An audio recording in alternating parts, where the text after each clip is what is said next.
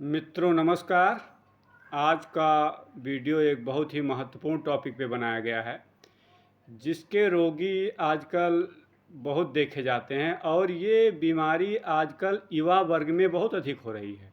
चाहे उसका कारण कुछ भी हो, चाहे अनियमित जीवन शैली हो, खान पान हो, लेकिन इसके मरीज आजकल बहुत ज़्यादा देखे गए हैं।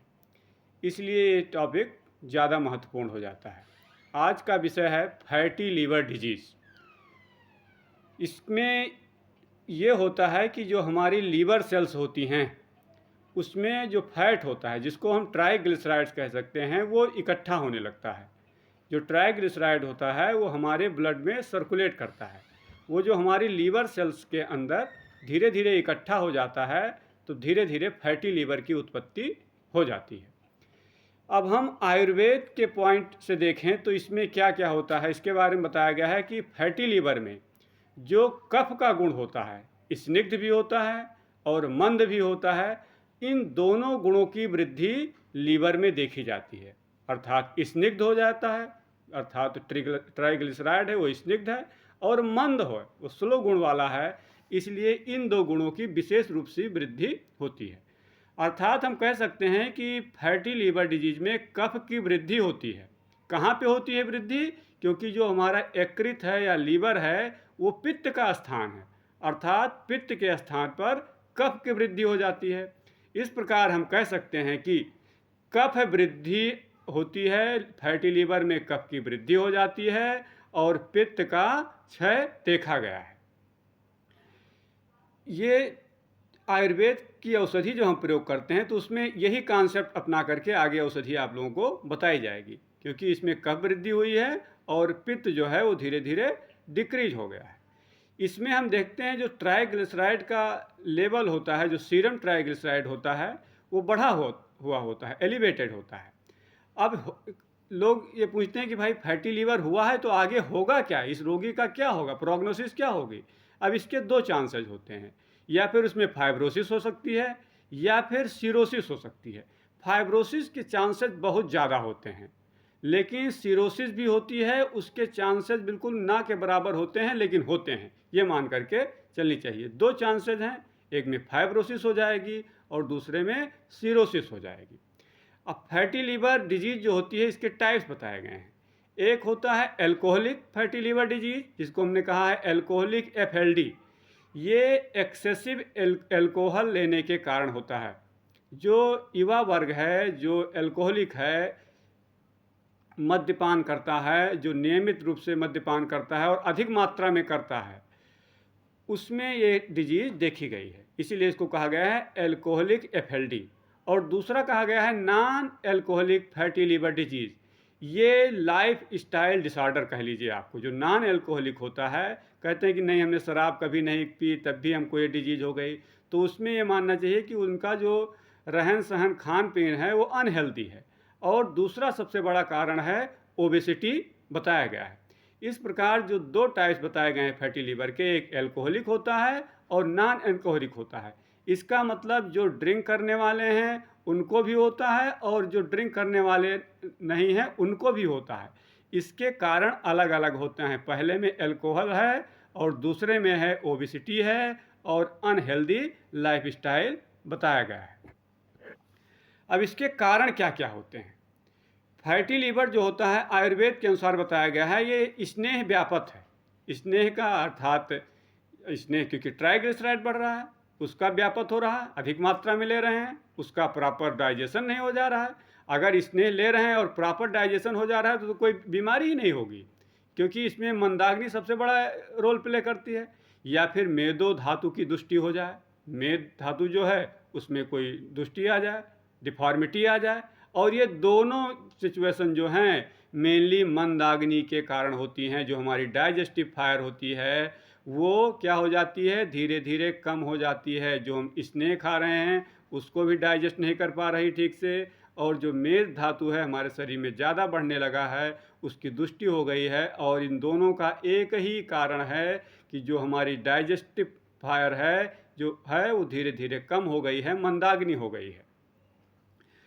अब एक ये देखा जाता है, कुछ लोग कहते हैं कि नहीं नहीं, ये ज़्यादा फैटी सब्सटेंस खाएंगे तो फैटी लीवर हो जाएगा, जबकि वैज्ञानिक रूप से या देखा गया है कि विज्ञान भी कहता है कि जो फैटी सब्सटेंस ज़्यादा खाने से फैटी लीवर के चांसेस बिल्कुल ना के बराबर होते हैं। अर्थात eating of fatty substances may not produce fatty liver, ये आपको नोट करके रखना चाहिए।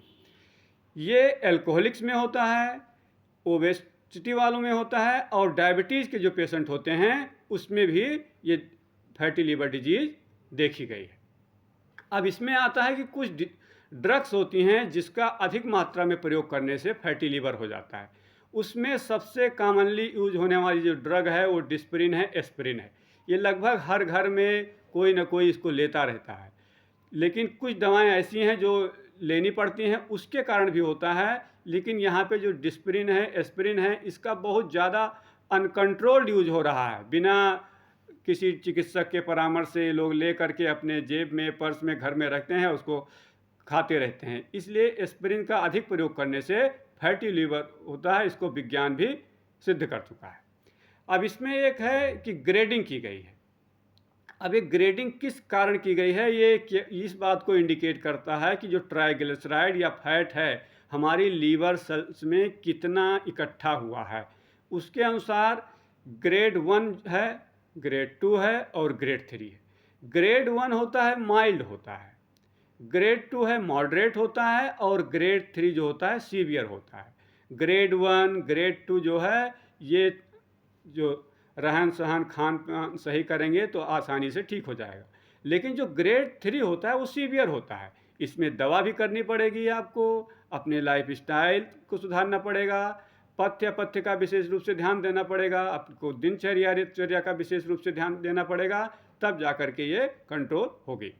तो ग्रेड 3 बताए गए हैं, फर्स्ट, सेकंड और थर्ड। फर्स्ट होता है माइल्ड, सेकंड होता है मॉडरेट और तीसरा होता है सीवियर। अब सीवियर जो ग्रेड बताया गया है उसमें क्या होगा, ये धीरे धीरे चल करके लीवर को डैमेज कर देगा और फाइब्रोसिस हो जाएगी, और अल्टीमेटली ये सीरोसिस डेवलप हो जाएगी, जो कि पहले बताया गया है। अर्थात फाइब्रोसिस होगी, फिर सीरोसिस होगी और लीवर काम करना बंद कर देगा। अब इसकी डायग्नोसिस कैसे करते हैं, इसमें सबसे पहले अल्ट्रासाउंड कराते हैं। अल्ट्रासाउंड से ये कंफर्म हो जाता है कि फैटी लीवर है कि नहीं है, ग्रेड क्या है, 1 2 3 क्या है, इसमें ये काफ़ी सिद्ध हुआ है। अल्ट्रासाउंड कराने से ये चीज़ें आप सामने आ जाती हैं। SGPT ये जो लीवर का एंजाइम है, इसका जो लेवल होता है वो बढ़ा हुआ होता है, ये भी लगभग 90 to 95% पेशेंट में देखा जाता है।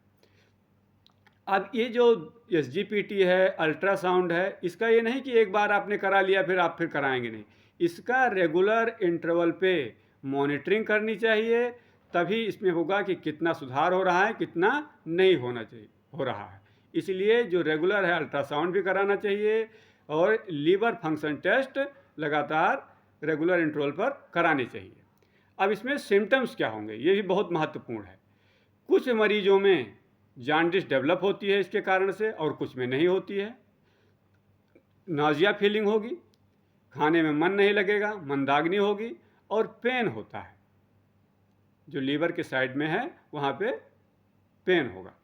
अब ये देखा गया है कि अगर शुरुआती स्टेज में इसमें दवा की जाए और अन्य बातों का ध्यान रखा जाए तो ये रिवर्सिबल है, अर्थात अपने सामान्य अवस्था में या पूर्वावस्था में ये डिजीज़ वापस आ सकती है, ठीक हो सकती है। 90% 95% चांस हैं कि अगर अपनी अर्ली स्टेज में इसमें ध्यान दिया जाए तो ये पुनः अपनी पुनर्वस्था में प्राप्त कर सकती है, अर्थात नॉर्मल अवस्था में लाया जा सकता है। अब है कि इसमें हम ट्रीटमेंट क्या देंगे, औषधि क्या देंगे, आयुर्वेदिक औषधियाँ कौन कौन सी हैं जिसका हम प्रयोग करके लीवर फैटी लीवर डिजीज जो है उसको हम दूर कर सकते हैं। तो पहला कॉन्सेप्ट होनी चाहिए कि मेदो हर औषधि, क्योंकि ओबेसिटी इसका एक बहुत बड़ा कारण है, तो हमको ऐसी औषधि यूज करनी है जो हमारे मेद है, एडिपोज टिश्यू है, उसको धीरे धीरे कम करे। दूसरा कॉन्सेप्ट यह है कि जो हमारे स्रोतोशोधन औषधि है, क्योंकि मंदाग्नि हुआ है और मंदाग्नि के कारण में ओबेसिटी हो जा रहा है, पाचन ठीक से नहीं हो रहा है, तो वहाँ पे चैनल्स जो होते हैं शरीर के वो ब्लॉक हो जाते हैं। इसके लिए हमको ऐसी औषधि प्रयोग करनी है जो स्रोतों को शोधित करे, हमारे शरीर के जितने भी चैनल्स हैं उसको शोधित करे। दीपन पाचन औषधि प्रयोग करें, जो दीपन हो अर्थात एपेटाइजर हो, और पाचन मीन्स डाइजेस्टिव हो, एपेटाइट को भी बढ़ाए और जो हम खाना खा रहे हैं वो ठीक प्रकार से पच जाए, वहाँ पे मंदाग्नि अपना रोल प्ले ना करने पाए। और एक टर्म बताया गया है आयुर्वेद में रूक्ष विरेचन। रूक्ष विरेचन उस अवस्था में किया जाता है जहाँ पे कफ जो है वो पित्त के साथ मिला हुआ होता है, और फैटी लीवर में बताया गया है कि कफ की वृद्धि हो गई है, कहाँ पे हुई है, पित्त के स्थान पे हुई है, तो कफ और पित्त है, इसलिए वहाँ पे रूक्ष विरेचन बताया गया। अब रूक्ष विरेचन किससे कराएंगे, इसके लिए सबसे बड़ा एग्जाम्पल है त्रिवृत। त्रिवृत जो है, त्रिवृत का लेह के रूप में प्रयोग करने से लगभग 10-15 ग्राम की मात्रा में लेकर के इसको विरेचन कराना चाहिए। अर्थात फैटी लीवर डिजीज में स्नेह विरेचन ना करा करके रूक्ष विरेचन कराना चाहिए, जिससे अच्छा रिजल्ट मिलता है। अब पहली मेडिसिन जो आपको बता रहा हूँ वो है पंचतिक्त कषाय। ये काढ़े के रूप में औषधि है, ये तिक्त रस प्रधान औषधि होती है, लीवर को काफ़ी स्टिमुलेट करती है, उसको रिवर्स करने में बहुत इंपॉर्टेंट रोल प्ले करती है। पंचतिक्त कषाय का प्रयोग सुबह शाम करना चाहिए। कब करना चाहिए, खाने से पहले करना चाहिए, और लगभग इसको 30 ml की मात्रा में लेना चाहिए। इससे कम अगर लेंगे तो ज़्यादा अच्छा रिजल्ट नहीं मिलेगा। त्रिफला चूर्ण, ये बहुत ही महत्वपूर्ण औषधि है। ये औषधि है तो लोगों को सुनने में बहुत साधारण लगती है, लेकिन बड़े बड़े रोगों को दूर करने में इसमें महारत हासिल है। त्रिफला चूर्ण 5 ग्राम की मात्रा में सुबह शाम लेना चाहिए, सुबह शाम। आरोग्य वर्धनी बटी, ये समझिए आयुर्वेद की बहुत ही महत्वपूर्ण औषधि है। इसमें कुटकी का प्रयोग किया गया है, अन्य औषधियाँ हैं। इसको 2 गोली की मात्रा में 2 टैबलेट सुबह शाम देनी चाहिए। आरोग्य वर्धनी ये शास्त्रीय योग है, क्लासिकल आयुर्वेदिक मेडिसिन है, जो बहुत ही उपयोग में आ रही है और सब लोग जानते भी हैं। लगभग सभी औषधि स्टोरों पे ये आसानी से मिल जाती है। आरोग्य वर्धनी बटी की 2-2 गोली सुबह शाम लेनी चाहिए। अब एक एमिल फार्मा की औषधि आती है एम्लिक्योर डीएस। इसका आजकल फैटी लीवर में बहुत अच्छा प्रयोग किया जाता है। इसकी 2-2 गोली सुबह शाम लेनी चाहिए। अब इसमें जैसे मैंने बताया कि अनहेल्दी लाइफ स्टाइल चाहे खान पान से होता है, तो इसमें खाना क्या खाएंगे, क्या आप लोगों को लेना पथ्य। पथ्य है, एक है बताया गया है खल, ये एक पथ्य कल्पना जो आप पढ़ते होंगे भेषज कल्पना में, उसमें बताया गया है ये जो होता है ये बटर मिल्क का प्रिपरेशन होता है, इसमें स्नेह अंश कम होता है, इसीलिए खल का प्रयोग फैटी लीवर डिजीज में बताया गया है। उद्दाल, ये चावल का एक प्रकार होता है जिसका ग्लाइसेमिक इंडेक्स बहुत कम होता है, लो ग्लाइसेमिक इंडेक्स होता है। उद्दाल का प्रयोग करना चाहिए। यव का प्रयोग करना चाहिए, जौ का प्रयोग करना चाहिए। हनी अगर शुद्ध मिलती है तो उसका प्रयोग करना चाहिए। और आजकल सबसे ज़्यादा सब जो आप सुने होंगे कि मिलेट का प्रयोग करना चाहिए, मिलेट का प्रयोग करना चाहिए खाने में। गवर्नमेंट भी इसको काफ़ी बढ़ावा दे रही है। तो मिलेट जो है ये हमारे समझ लीजिए इसमें ढेर सारे एंटीऑक्सीडेंट होते हैं और सारे सिस्टम को सिर से लेकर के पैर को अच्छा रखने में इसका महत्वपूर्ण योगदान है। तो फैटी लीवर को सुधारने में मिलेट का महत्वपूर्ण योगदान है, अपने खाने में इसको शामिल करना चाहिए। अगर अल्कोहल लेते हैं, ड्रिंक करते हैं, तो उसको कम्प्लीटली स्टॉप करना होगा, जीरो करना होगा, वहाँ पे आना होगा। मिल्क अगर लेते हैं तो उसको कम बंद नहीं करना है, हाँ उसकी मात्रा जो है धीरे धीरे कम कर देनी है, रिड्यूस मिल्क।